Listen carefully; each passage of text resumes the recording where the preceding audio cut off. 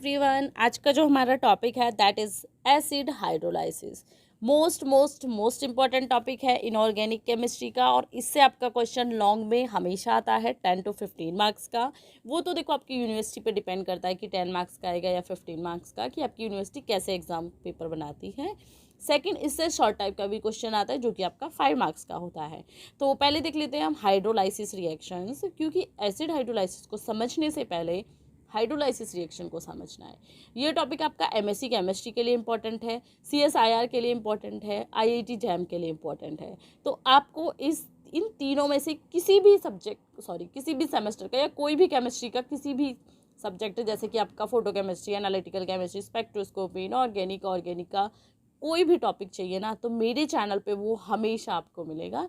तो आप मेरे चैनल की कोई भी क्लासेस देख सकते हो, और चैनल को लाइक शेयर सब्सक्राइब कर देना। तो चलो अब स्टार्ट कर देते हैं टॉपिक को। हाइड्रोलाइसिस रिएक्शंस क्या होते हैं? देखो, हाइड्रोलाइसिस हम बचपन से पढ़ते आ रहे हैं। These are the substitution reaction in which a ligand is replace by H2O molecule और OH ग्रुप। हाइड्रोलाइसिस, जहाँ पे हाइड्रो की बात हो रही हो, हाइड्रो का मतलब आपको बहुत पहले से पता है OH जहाँ पे आ रहा हो।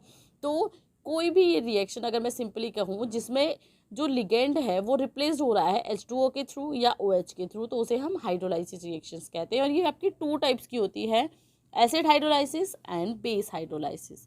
तो सबसे पहले शॉर्ट में पढ़ लेते हैं एसिड हाइड्रोलाइसिस, या इसे हम एक्वेशन भी बोलते हैं।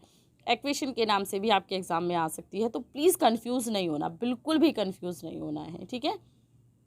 अब देख लेते हैं एक्वेशन क्या होती है। In such reaction, an aqua complex is formed by the replacement of a ligand by H2O. Equation या एसिड हाइड्रोलाइसिस, जिसमें क्या हो रहा है, आपका एसिड बन रहा है H2O मॉलिक्यूल से रिप्लेस होने के बाद। And these reactions occur in neutral and acid solution, यानी कि पीएच कितना होना चाहिए, कम होना चाहिए, है ना।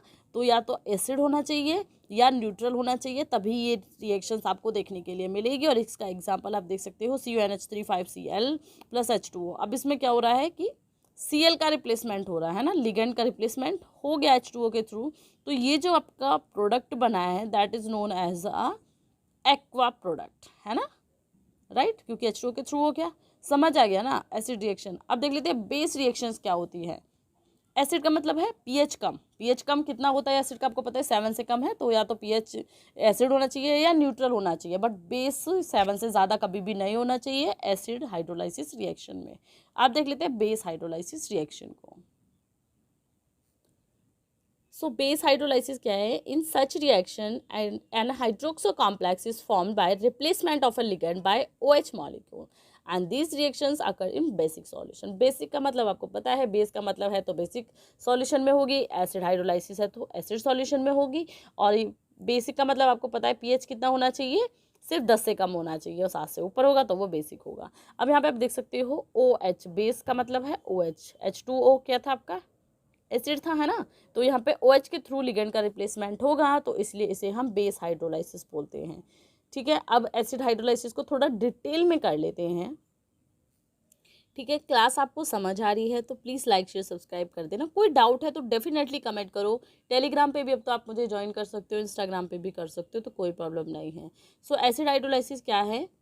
Equation reaction of 6 coordinated compound, जैसे कि CO3 amine. Let us consider hydrolysis, है ना, ऑफ CO। अब देखो यहाँ पे आपको पता है CuNH3 5, ठीक है, H2O से रिप्लेसमेंट होगा, सेम आपका X अलग हो जाएगा। अब X की जगह क्या क्या हो सकता है, F भी हो सकता है, Cl Bri भी हो सकता है, यानी कि हैलोजन ग्रुप कोई भी हो सकता है, ठीक है। और यहाँ पे रिप्लेसमेंट H2O के थ्रू, आपको पता है H2O आपका एसिड हाइड्रोलाइसिस है, राइट। अब देखो, this reaction is found to be first order as the rate of this reaction is depend on the concentration of complex. अब बात आ जाती है जो रिएक्शन है वो कौन से ऑर्डर की है, तो देखो ये फर्स्ट ऑर्डर की रिएक्शन है, क्योंकि इसका जो रेट है वो कॉम्प्लेक्स की कॉम्प्लेक्स की कंसंट्रेशन पे डिपेंड करता है। डिटेल में देख लेते हो एक बार कि इसको कैसे हम एक्सप्लेन कर सकते हैं, और एग्ज़ाम में आपको ये सारा लिखना है जितना मैंने बताया है।